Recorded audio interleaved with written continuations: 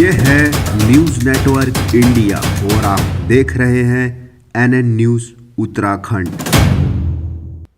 नमस्कार, मैं हूं सलोनी शर्मा और आप देख रहे हैं NN न्यूज उत्तराखंड। आज इस भीषण आपदा को 11 दिन से अधिक का समय हो चुका है। इन 11 दिनों में मात्र कुछ ही शव बरामद हुए हैं। इस भीषण आपदा में कई मजदूरों की जान चली गई है। अभी भी कई मजदूर टनल से लेकर बैराज साइड तक मलबे के अंदर दबे हुए हैं, जिन शवों को निकालने के लिए काफी लंबा वक्त लग चुका है। ऐसे में मृतक परिवार के परिजन तरह तरह के आरोप लगा रहे हैं। पूरी तरह से जो निर्माणदायी कंपनी है NTPC को मानेंगे, क्योंकि 2013 की आपदा के बाद जो रवि चोपड़ा कमेटी बनी, उसने ये सारे सुझाव दिए थे कि इन परियोजनाओं से, क्योंकि इस पहाड़ को खतरा हो सकता है, इसमें ये मानक अपनाए जाने चाहिए। तो देख रहे हैं कि यहाँ सुरक्षा के जितने प्रबंध होते हैं उन सबको जो है दरकिनार किया गया। कोई सुरक्षा का मानक पूरा नहीं किया गया है, ना कोई अलार्म सिस्टम नहीं है, कोई CCTV सिस्टम नहीं है। अगर ये सब सिस्टम यहाँ होते तो ऋषि गंगा से यहाँ तक पहुँचने में, तपोवन विष्णु घाट परियोजना के बैराज तक पानी पहुँचने में कम से कम 15 मिनट लगा है। उस 15 मिनट में 150-200 लोगों को सायरन बजा करके बाहर बुलाया जा सकता था, इन जिंदगियों को बचाया जा सकता था।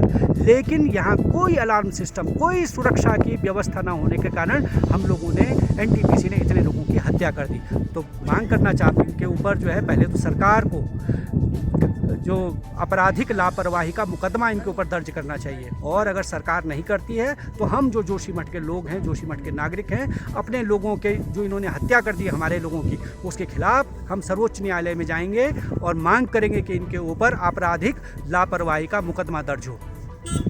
मरने दबे होने आशंका है, और जो प्रशासन की जो व्यवस्था है बिल्कुल लाचार व्यवस्था है। प्रशासन कोई व्यवस्था ढंग से नहीं कर पा रहा। यहाँ तक NTPC के द्वारा जो इस टनल को अच्छी तरह जानते, उन्होंने पहले से जो राहत कार्य किया है वो जो सराहनीय नहीं है, बिल्कुल गलत है इनका। इन्होंने तो स्थानीय लोगों को विश्वास देना चाहिए था, और आज तक उन्होंने सेफ्टी पावर इनकी बढ़िया नहीं है। हम ये कहना चाहते हैं प्रशासन को तत्काल प्रभाव से जो मृतक है उनको, सरकार भी मृतकों को, जो मृत आश्रित हो, जो उनका डेड बॉडी मिलती है, उनको भी मृतक घोषित किया करे, ताकि लोगों परिवार को राहत मिल सके। दूसरा, जो राहत सामग्री, राहत कार्य में तेजी लाए। टनल के अंदर जो फंसे हुए 35 लोग बता रहे हैं, ज़्यादा भी हो सकते हैं इसमें लोग। हम चाहते हैं इसको सरकार तुरंत, प्रशासन तुरंत पूरे अधिक मशीन जो कम है, गैर की मशीनों की आवश्यकता यहाँ पर कम हो रही है, मशीनों की संख्या बढ़ाई जाए और यहाँ पे मानव पावर बढ़ाया जाए। मैं तो ये जिला प्रशासन ये भी कहना चाहता हूँ कि जो नदी किनारे यहाँ से कम से कम रुद्रप्रयाग तक जो डेड बॉडी मिले, पूरे यहाँ पर NDRF के लोग भेजा जाए, SDRF के लोग भेजें, ताकि डेड बॉडी को नदी के किनारे खोजा जाए, ताकि परिवार को डेड बॉडी मिले, और वो जो अपने हिंदू रीति रिवाज के अनुसार, जिसके जो धर्म के अनुसार अपना वो कार्य को संपन्न कर सके, ये हम चाहते हैं। मेरा भाई जो कि वहाँ हमेशा काम पे गया रहता, वो था, और वो उस आपदा में चले गया। यहाँ पर प्रशासन आया भी, लेकिन प्रशासन हमारे द्वार तक पहुँचा नहीं। पहले ये न्यूज़ हमारे यहाँ पे पहुँची है, प्रशासन का कोई भी काम नहीं हुआ है। कहा जा रहा है मशीन है, बोल्डर है, लेकिन कुछ भी नहीं है। कंपनी के पास एक भी रस्सी तक अवेलेबल नहीं थी, जबकि तड़पते हुए लोगों को देखा गया, तड़पते हुए लोगों को बचाया जा सकता था, लेकिन उनके पास एक रस्सी तक अवेलेबल नहीं थी।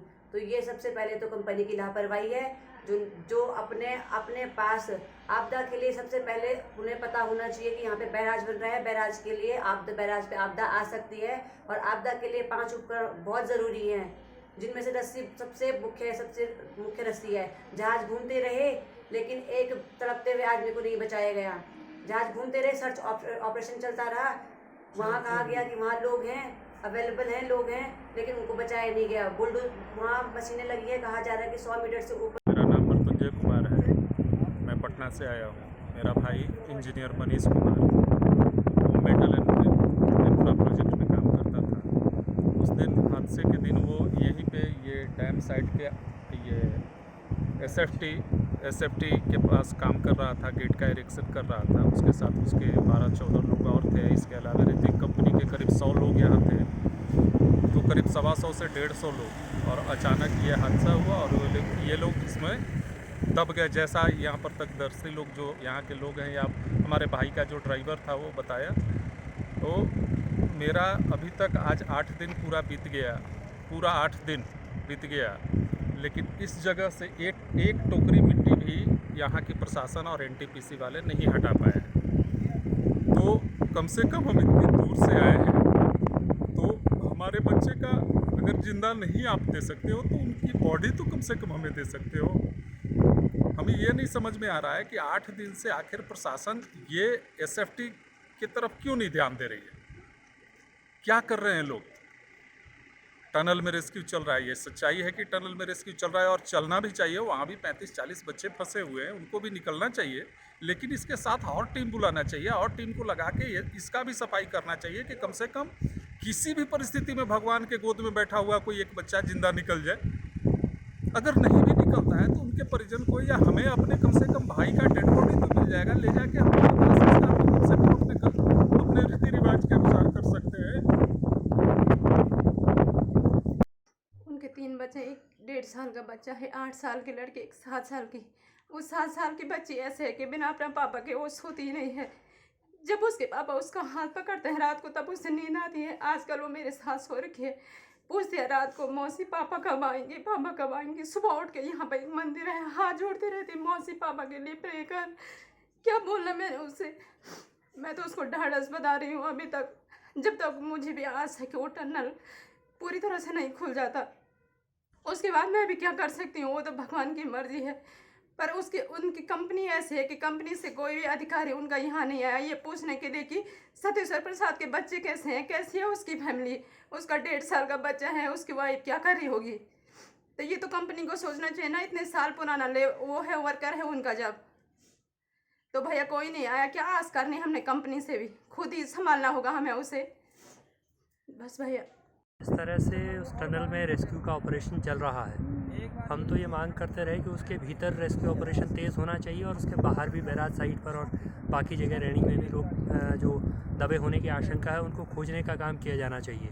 तो वो तेज़ी कहीं नहीं दिखाई दी, वो तेज़ी नदारद है आपातकालीन स्थितियों में जो तेज़ी चाहिए होती है। और जहाँ तक इस परियोजना का सवाल है तो इस परियोजना में इस तरह की निरंतर बाधाएं पैदा होती रही और इतने लोग ये साबित हो गया कि ये परियोजना जिस तरह से बन रही थी उसमें अधिकतम जो पानी आने की संभावना है, बाढ़ आने की संभावना है नदी में, उसका मुकाबला करने लायक स्ट्रक्चर, उसका मुकाबला करने लायक ढांचा इनके पास नहीं था।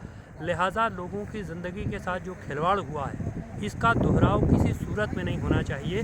और ये परियोजनाएं पूरे न केवल इस इलाके के लिए बल्कि पूरे उत्तराखंड के लिए ख़तरे का सबब हैं, नदियों को नष्ट कर रहे हैं, लोगों की ज़िंदगी के साथ खिलवाड़ हो रहा है। तो इसलिए इन परियोजनाओं को बंद होना चाहिए।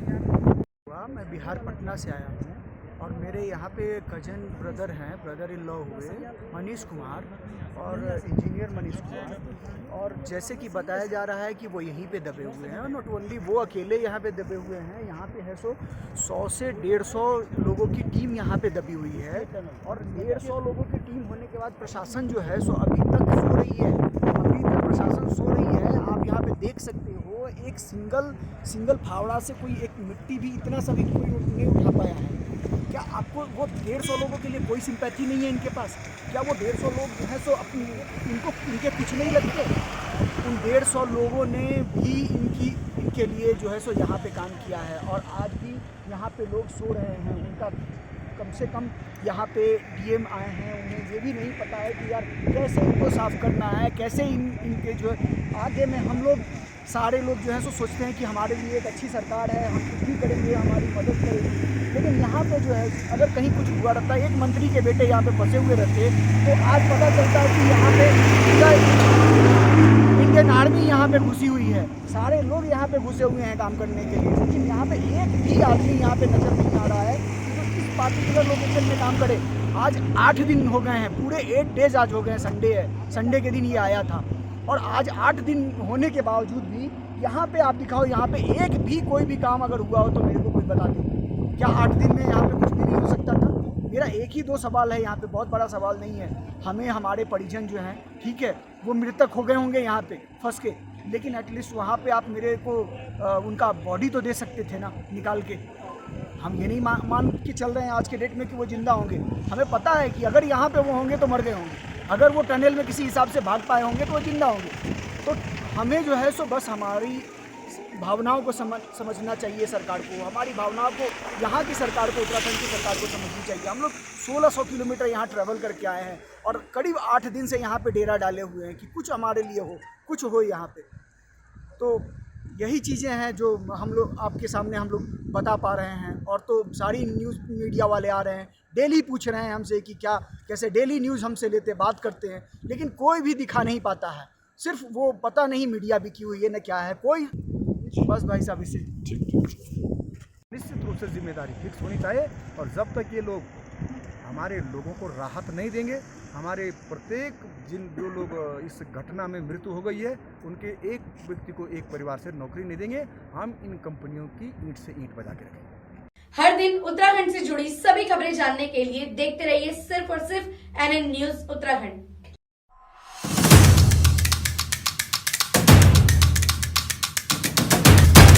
ये है न्यूज नेटवर्क इंडिया और आप देख रहे हैं NN न्यूज उत्तराखंड।